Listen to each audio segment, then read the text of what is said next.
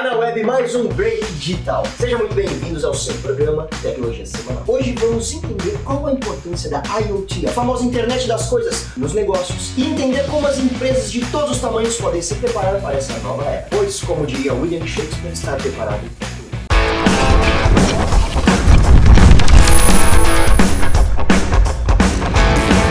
Eu sou Alberto Viçoso e você está assistindo o Break Digital. Antes de começar, eu vou dar uma dica rápida para você que é aquela pessoa que não gosta de perder tempo e ser interrompida no fluxo de ideias. É o seguinte, já curte e clica nesse vídeo.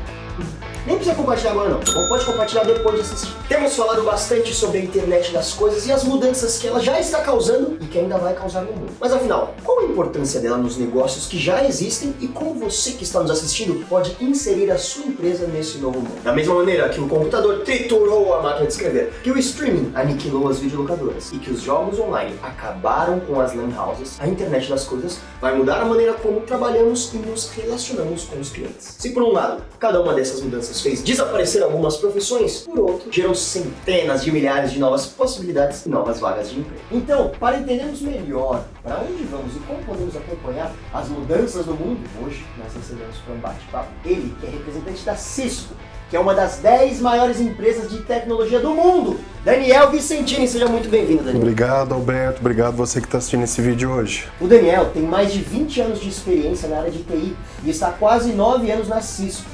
E quando falamos sobre profissões do futuro, temos aqui hoje ele que é um exemplo muito interessante. Ele é arquiteto de sistemas. Daniel, o que faz um arquiteto de sistemas?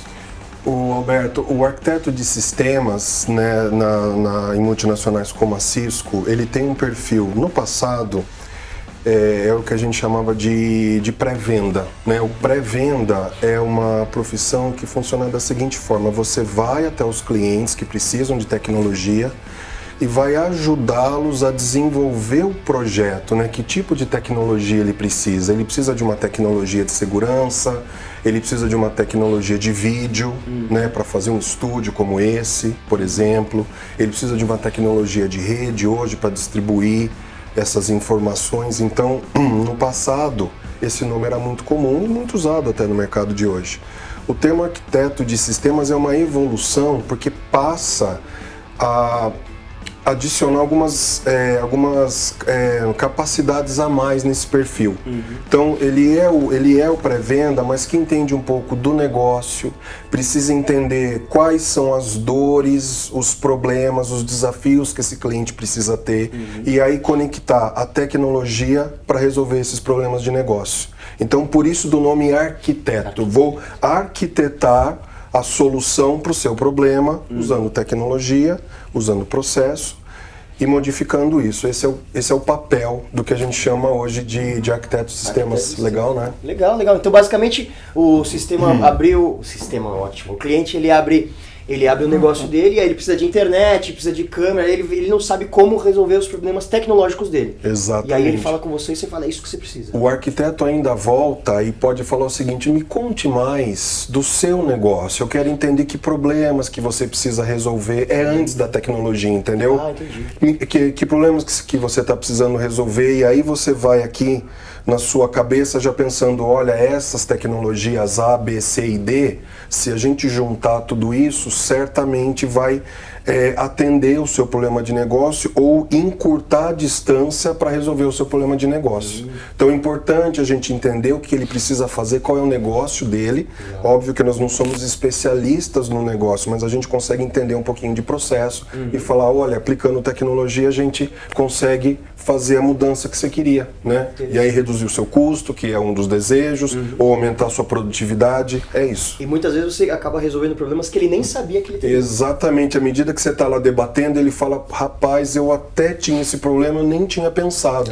Então a gente fala, vamos resolver já esse problema juntos, né? Então você consegue olhar mais no médio e longo prazo o negócio do cliente que a gente quer atender e ajudá-lo a falar, olha, vamos fazer até um projeto talvez de curto prazo, mas pensar um de longo prazo, não só resolver um problema pontual, porque certamente vai ter outro lá na frente. Muito bem. É então, muito legal. Tá vendo? Você que queria entender um pouco mais sobre as profissões do futuro, Tá aí, arquiteto de sistemas é isso que eles fazem, é isso que eles comem, é assim que eles sobrevivem.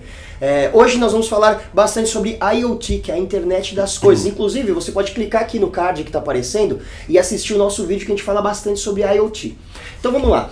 Daniel, fala pra gente sobre a importância do IoT nos negócios hoje e daqui pra frente. Eu falo sim, e eu gosto de falar de IoT, que é uma palavra agora do momento, né? A gente usa muito, mas eu vou ser muito franco, viu, Alberto? Eu vejo muita gente falando sobre isso e parece que não entendeu ainda direito do que se trata, porque é mais uma palavra, né? Então às vezes a gente vai em cliente, o cliente fala, eu preciso de um projeto de IoT, repetindo uma sigla, né? E aí você fala, peraí, deixa eu entender um pouquinho, e eu queria explicar para você que está vendo o vídeo, fazendo uma analogia muito simples na casa da gente. Hoje a gente já ouviu falar, por exemplo, do tal do Home Automation.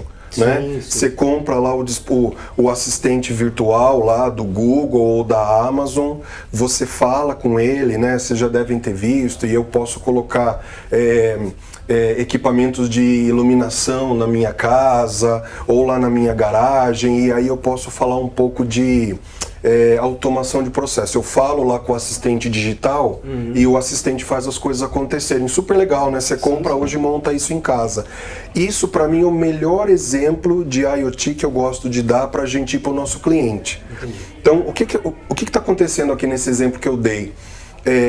O nosso cliente, no nosso caso a gente em casa, você quer melhorar alguma coisa na sua vida, deixar ela mais simples, ou mais fácil, ou mais produtiva, você conectou umas tecnologias e executou ali um comando de voz, né? E as coisas aconteceram. Então o que se ganhou aí? Tempo. Beleza? No nosso caso é o que a gente quer, né? Eu quero, por exemplo, fazer isso. Então a gente usou alguns equipamentos de IoT, que significa aí realmente coisas conectadas. Então, às vezes o nosso cliente fala, eu preciso de um projeto de IoT, eu falo, não é essa a sua pergunta. A sua pergunta é, que problema de negócio você quer resolver e a gente pode entregar coisas conectadas para você automatizar. Legal. Se eu automatizo, se as coisas estão conectadas, certamente, ou eu vou fazer processos mais rápidos, concorda? E vou melhorar a minha produtividade, isso pode ser mais receita, ou eu vou reduzir custo.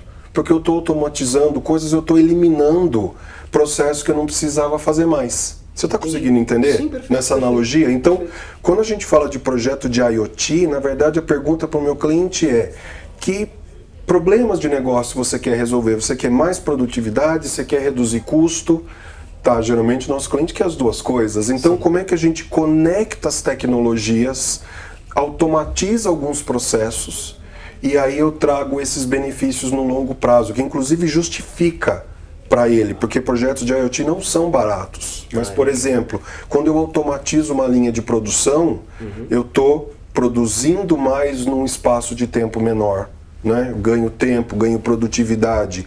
Se eu estou automatizando um prédio para iluminação e ar-condicionado, eu estou reduzindo o custo, né? Porque o que é a automação aqui? Eu saio do prédio, saio da sala, eu posso desligar o ar-condicionado e desligar a iluminação. Então eu estou economizando. Então o que é IoT? Né? Só para a gente resumir, eu conecto essas coisas e aplica um processo automático para poder trazer esses benefícios. Então essa é a nossa conversa do que é IoT para os nossos clientes. Eu conecto coisas. E o segundo ponto importante, por que hoje, quando a gente fala de automação, ela já existe há pelo menos 25, 30 anos. A diferença é que hoje eu faço tudo isso conectando via internet, então já está lá. Então está muito mais barato. Então ela viabilizou. Então eu tinha as coisas para conectar lá atrás, eram redes proprietárias, elas eram muito mais custosas, e hoje então a gente pode automatizar processo, melhorar a produtividade, reduzir custo, muito mais barato do que antes. Então por isso hoje a IoT é tão dito como nunca. Então os nossos clientes, sejam qual tamanho, pode falar realmente hoje, com tecnologias de IoT, eu posso trazer produtividade nos nossos negócios e agora é viável. Essa é a coisa boa. Entendi, interessante. Tá? Interessante você comentar isso sobre a redução dos valores da tecnologia. Porque a gente fala que a gente está vivendo a quarta revolução industrial. Exato. Né? E quando a gente pensa em cada uma das outras revoluções industriais, eram maquinários enormes, coisas caríssimas, né? Então eu acho que talvez porque a tecnologia está sendo barateada, que a gente está tendo essas revoluções que a gente tem hoje em dia. A gente já tinha, eu falo que até a década de 90, a internet servia para a gente conectar computadores, certo? Tanto que não, era um luxo para alguns. Anos 2000, a gente passa a ter os dispositivos móveis. Sim. E a rede da internet funcionou tão bem que a gente passou a ter coisas conectadas. Então, por exemplo, igual na casa da gente, o exemplo que eu dei, a rede já está lá, você tem Wi-Fi na sua casa. Sim. Então, as coisas que você vai automatizar precisam dessa mesma rede, o investimento já está feito. Por isso que barateia. Né? Então, quando a gente fala de tecnologias IoT, eu estou aproveitando toda uma existência de internet. Toda uma infraestrutura que já existe. Exato. Então, por isso que está barateando, porque eu só preciso ter o meu sistema de informação, que eu vou querer trazer o dado ali para poder automaticamente ter uma informação sobre ele, e vou conectar as coisas. A rede, que é cara, ela já existe. Por isso que hoje é tão mais fácil a gente falar de projetos de IoT. O que a gente só precisa para que tenha sucesso, realmente entender o problema. Aí voltamos lá para o arquiteto de sistemas. Sim. Que problema que o nosso cliente quer resolver, e aí a gente vai automatizar aquele e trazer o benefício para ele. Entendi. Então é importante entender que a internet das coisas, o IoT, é diferente para cada um. Exatamente. Não existe uma coisa projeto de IoT. Eu vou entender o processo, né? As nossas revendas com os quais a gente trabalha, que estão aprendendo a entregar esses projetos, eles passam a entender um pouquinho os negócios do cliente, os diferentes tipos de sensores e coisas que dão para conectar, e vão ter que entender o problema do cliente, e aí falar, opa, vou conectar aqui essas peças, vou usar esse sistema, mas eu vou ter que fazer a customização para atender aquele benefício. Então é uma oportunidade gigantesca. Né? Quanto mais criativas as nossas revendas forem, melhor e com mais qualidade, mais clientes felizes, né? E esse pode ser um exemplo de onde vai gerar emprego também. Certamente. A gente está falando aqui, agora, no 2020, nós estamos falando de automação de processo através de robô, né? Todo mundo já deve ter ouvido falar dos chatbots, né? Sim. Aqueles assistentes virtuais, os robôs. Existe uma demanda gigantesca por uma nova geração que vai fazer a programação dessas coisas para se automatizar. Então é um mundo gigantesco de oportunidade, cheio de gente, cheio de vaga, né? Precisando de gente. E outra coisa que abre uma margem, que é também uma segunda preocupação, que é a segurança. Sim. A segurança é uma coisa importante, porque as coisas passam a estar conectadas. Como é que a gente evita que as coisas não funcionem para o mal, né? Funcionem necessariamente para o bem. Perfeito. Então, tá vendo? Você que está preocupado em perder o seu emprego porque os robôs vão dominar tudo, calma. O Daniel está aqui mostrando pra gente que está surgindo também com a indústria 4.0 uma imensidão de novas vagas e oportunidades de emprego conectadas à tecnologia. Posso dar o nome de um curso, inclusive, claro. Que é mais uma sopa de letrinhas para você que gosta de sopa de letrinhas, que é o RPA, né? É Robotic Process Automation. Automação de processos utilizando o robô. É uma profissão do futuro que já chegou e tem uma vala, um gap de mercado gigantesco, porque sequer existe esse tipo de profissional. Interessante, olha só. Pega essa dica, você que está assistindo, quer entrar na faculdade, sabe o que fazer, quer fazer um curso, tá aqui, ó. RPA é o que você tem que fazer. Muito bem, Daniel, muito obrigado. Agora, uma outra dúvida que eu tenho aqui. Manda. Eu quero saber quais são os desafios tecnológicos, né? Quais são os gargalos que existem hoje para a implementação do IoT?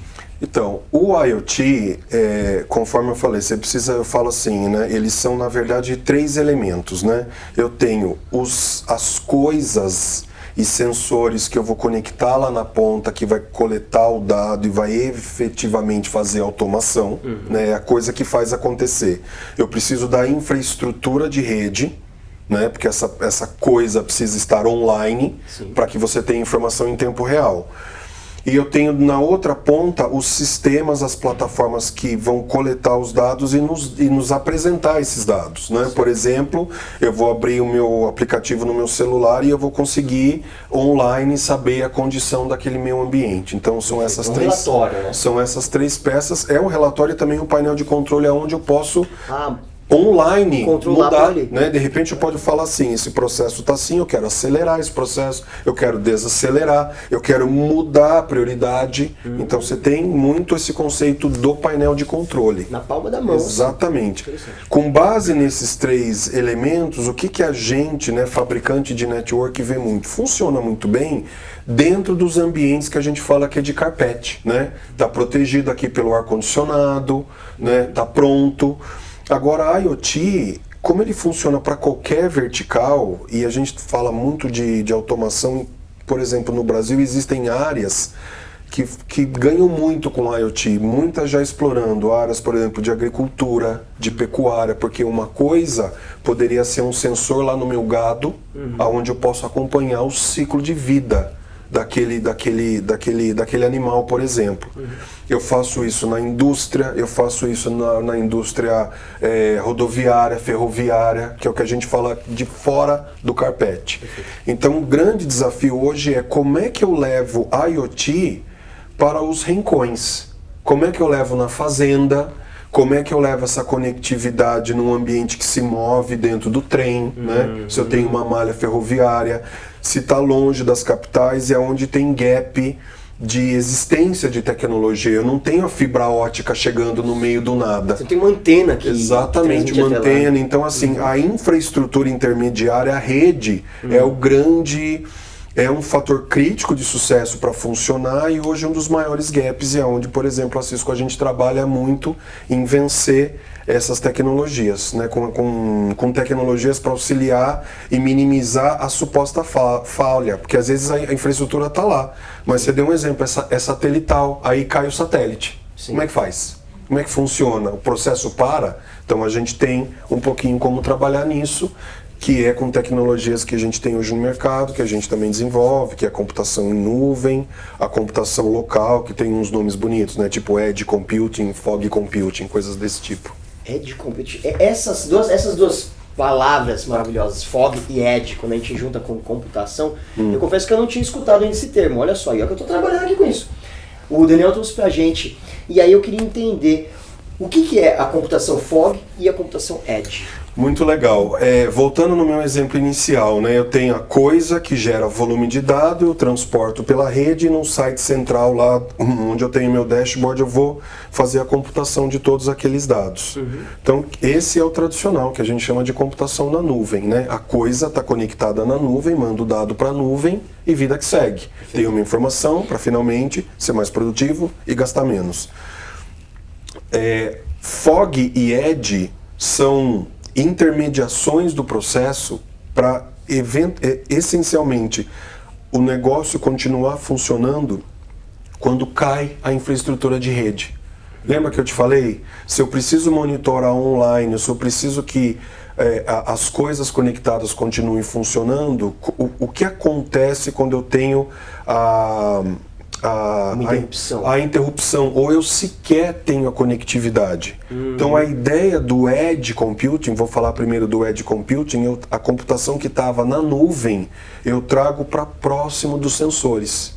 Então a Cisco, por exemplo, desenvolve equipamentos de rede que não só fornecem a conectividade para esses sensores, mas como fazem a computação naquele local. Então falhou a conexão com o data center, com a nuvem, falhou eventualmente ou por um problema de negócio não tem a conectividade lá, ele vai fazer o processamento local. E a gente está falando, imagine mini servidores. Sim. Eu preciso de um servidor lá, certo? Com todas as informações. Mini servidores acoplados junto aos nossos equipamentos de rede que vai estar fornecendo a conectividade. Então, a aplicação continua funcionando, entendeu? E eu posso utilizar até uma rede de banda mais estreita, ou, por exemplo, a única coisa que me sobrou lá, eu falo, desabou a sacristia, né? Deu problema, eu posso pelo menos me conectar no 3G, no 4G, no G que eu tiver, para mandar o dado essencial e o meu negócio não parar. Então eu trago o processamento para pertinho do sensor. Então você até perde velocidade de processamento, mas o sistema continua funcionando. O sistema continua funcionando e não para. Isso é Edge Computing. O Fog... eu trabalho... Deixa eu só, antes de você falar do Fog, porque me veio uma dúvida. Esse Edge Computing também é aquele sisteminha Edge que aparece no nosso celular? Ou é outra coisa? Não. O edge do nosso celular é o tipo de rede. Quando a gente está no 2G, isso. A gente chama de edge, né? Que é uma banda estreita. É diferente. O edge mesmo significa borda. De borda, tá? De estar lá. Exatamente. Então são coisas distintas, mas a sopa de letras confunde a gente do mesmo tempo. Então na mesma ideia de borda significa que a computação está dentro da borda. Como é que é com o Cisco exatamente? Então o nosso switch, o nosso roteador, o nosso Wi-Fi tem capacidade de processamento dentro dele. Então eu posso colocar um subsistema, né, um sistema essencial dentro da rede, né? Então eu não vou precisar colocar servidor e pensar em data center, até porque, pegando o nosso caso aqui do meio do mato, onde eu vou colocar? Então está embarcado dentro da rede. É sensacional e um caso que funciona bem. Entendi. Isso é edge. O fog é curioso. Fog significa neblina. Ele não está nem na nuvem, não está lá no céu e não está no chão. Não está no edge. Ele é intermediário. O que significa?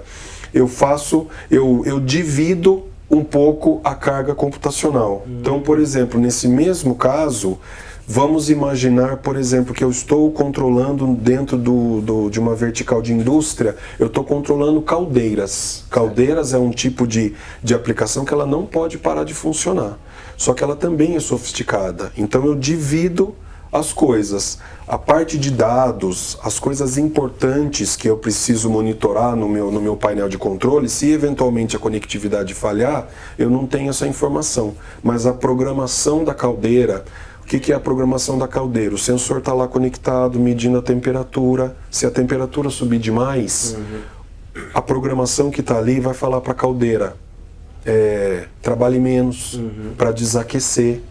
Então eu tenho que fazer uma atuação... Ela mantém os sistemas vitais. É um sistema vital. Então eu distribuo. Eu posso trazer tudo para próximo, edge. Fog, eu separo. Parte está na nuvem, parte está... O sistema vital, como você falou, é um ótimo exemplo. Ele está ali na borda. Então a gente não está... Né? Então, ou seja, a aplicação, ela está entre o chão e a terra, por isso do termo neblina, né? Do termo fog, né?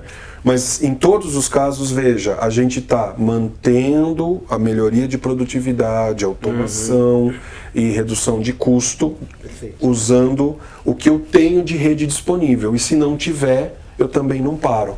Então isso é vital quando a gente está falando de uma série de negócios, e por isso que eu volto de novo. A gente tem que ir para a mesa com o cliente e entender o problema dele. Porque se eu colocar uma tecnologia errada, eu posso estar colocando uma ótima conectividade, mas não é isso que vai dar a produtividade que o nosso cliente precisa. Perfeito. Ou às vezes você coloca um baita sistema tecnológico que ele não usa.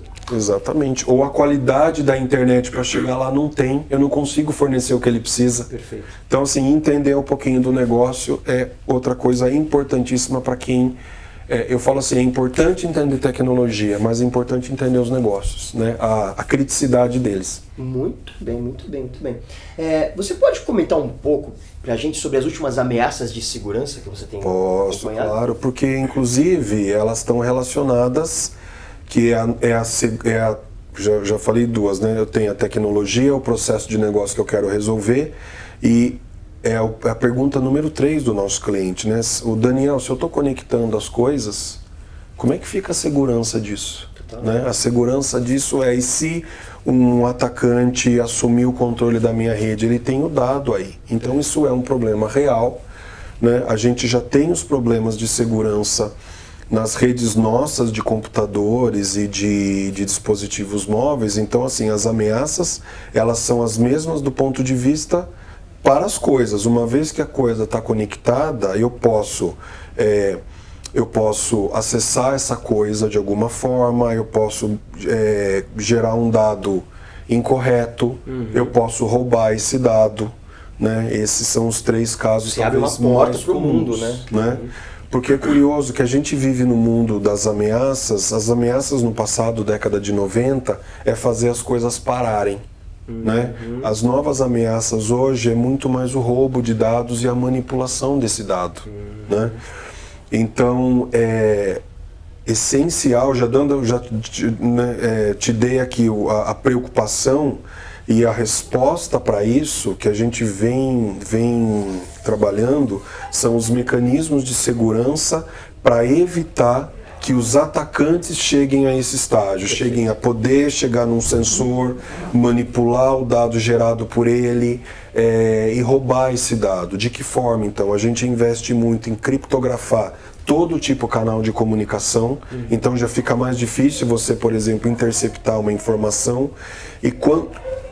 E outra coisa bastante importante é o filtro, né? É usar a própria rede. Então a gente investe muito nesse tipo de inteligência para que a rede seja inteligente o suficiente para tomar a seguinte decisão: entender comportamento. Então o que é o comportamento da rede? O sensor na ponta produz este tipo de dado com direção à nuvem. Qualquer coisa diferente disso, a rede reage e contém. Perfeito. Entendeu? Eu falo que é parecido com a rede sendo um médico. Comportamento normal, eu vou para frente e viro para direita. Opa, no dia seguinte a coisa está indo para trás, já trava. Tem alguma coisa errada, então ela pode tomar decisões do tipo, esse novo comportamento é ilegal, é desconhecido e eu vou eliminar, eu não vou deixar acontecer. Então acho que o nosso maior investimento nisso é o que a gente fala de uma infraestrutura de rede que não só provê conectividade, mas que ela se autocorrige para falar, opa, tem alguma coisa estranha, eu preciso agir. Você concorda? Com milhares de coisas conectadas, como é que um ser humano vai conseguir correr atrás desse problema? A gente nem sabe do que está acontecendo. Então a rede tem que trabalhar pela gente. E é isso que a Cisco vem fazendo. Muito bem. Antes que seja tarde demais, ela já resolve o problema. Exatamente. Depois a gente só é informado. Esta ação foi feita por causa desse desvio de comportamento. Não tem outra forma, nós estamos falando de bilhões de coisas conectadas nos próximos anos, então a rede tem que pensar pela gente. De novo, voltamos ao nosso papel. Quem que vai fazer isso? Nós vamos fazer isso de uma forma programática. Então o programador de rede hoje também é uma realidade e precisamos de mão de obra, porque eu vou programar a rede para falar, se este problema acontecer, haja assim. Vai ensinar a rede. Eu vou ensinar a rede, exatamente. Muito bem. Daniel, para finalizar, eu quero te fazer uma pergunta aqui. Falando sobre o portfólio e soluções da Cisco, como que a Cisco pode ajudar as empresas nessa nova era de IoT? Vamos lá. Se você se lembra que eu falei que nós temos, quando a gente fala de projetos de IoT, eu tenho a parte de sensoriamento, que são as coisas que eu vou conectar para poder gerar o dado e interagir, né, com o meu processo de negócio. Eu tenho a infraestrutura de rede e tenho a parte de computação, onde eu vou coletar esses dados e vou apresentar no que a gente chama de dashboard de informação, painel de controle. Tá? São 3 partes aqui, vou começar de uma a uma. A parte de sensores, a Cisco fala, né, a rede da Cisco, ela fala com todo tipo de sensor de mercado, porque eles são padronizados hoje. Tá? O que a gente tem especificamente no mundo de sensores são os nossos produtos que estão na borda, como eu expliquei um pouquinho. Então, os equipamentos de rede que eu ponho próximo aos sensores são sensores em si. Então, só para pegar um exemplo, eu falei de iluminação. Certo. Eu não tenho um sensor de iluminação, mas eu tenho os sensores de comunicação que eu vou precisar para conectar essas coisas, que são sensores, por exemplo, que dependem de uma tecnologia como Bluetooth, que eu tenho um sensor hoje de Bluetooth, então eu vou conseguir conectar ali. A gente tem um segundo dispositivo que a gente vê muitos projetos de cliente, que são as próprias câmeras. Sabe as câmeras de vídeo? Elas não deixam de ser sensores, porque a gente tem projetos onde eu preciso contar coisas, eu preciso ver movimento, eu preciso entender alguma coisa presente dentro do local e ter uma inteligência para determinar um evento. Entendeu o que eu quero dizer? Então, por exemplo, quando a gente fala de uma solução de IoT no campo de segurança física, eu não preciso necessariamente ter mais um painel com N câmeras e uma pessoa de segurança olhando. Lembra da inteligência da rede? A própria câmera atuaria como um sensor. Então, a câmera viu um dispositivo, né, ela viu um comportamento estranho, ela pode gerar um dado e um alerta. Né? Então, só para dar um exemplo prático. São como as câmeras de carros hoje em dia, que algumas empresas estão estão instalando. Por exemplo. Ela toma decisões, né? Exato. Então ela não captura só a imagem, ela toma a decisão e gera notificações. Legal, interessante. Então a gente não tem sensores para os outros casos, mas eu gosto muito de falar dessa parte de sensoriamento visual, porque hoje é comum, eu não quero automatizar, então como às vezes o processo depende de olhar, a gente automatiza o olhar pelos olhos de uma câmera, entendeu? Então a gente investe um pouco nessa tecnologia, que é a parte 1. Na parte 2, que é infraestrutura, aí como a Cisco é do mercado de infraestrutura há quase 40 anos, eu falo que nessa camada a gente tem todo tipo de tecnologia para fornecer conectividade. Uma coisa curiosa, a gente está muito acostumado com o Wi-Fi. Sim. Eu falo que o Wi-Fi é do ser humano. As coisas usam 6, 7 tecnologias diferentes de wireless. Né? Eu tenho Sigfox, eu tenho o próprio Bluetooth que eu falei, eu tenho Wireless Mesh, o WiMAX, uma sopa de diferentes formas de wireless. Então, os nossos produtos de IoT falam todas essas tecnologias. Então, independente do projeto, a conectividade a gente tem lá. E, finalmente, lá na ponta, onde eu vou precisar fazer a computação, então eu tenho todo o portfólio de servidores para hospedar as aplicações que a gente quer fazer. E você lembra do Fog e do Edge? Sim. Então, assim, a gente tem os equipamentos com Edge Computing, se eu quiser fazer computação inteira na borda, e tem os equipamentos de Fog, se eu quiser fazer aquela computação um pouco distribuída. Perfeito. Né? E, finalmente, se eu preciso interagir com a minha aplicação, se eu preciso hospedar a minha aplicação nos servidores, nos serviços públicos, Amazon, Azure, no Google, a gente tem um ferramental de software para facilitar a vida no desenvolvimento desse projeto, de poder mover essas aplicações para a nuvem. Então, quando a gente fala de infraestrutura para a IoT, para projetos que usam a IoT funcionar, a gente consegue ofertar toda essa camada de hardware, né, e de inteligência para o projeto funcionar. E, finalmente, citei segurança, para entender o comportamento e tomar a decisão.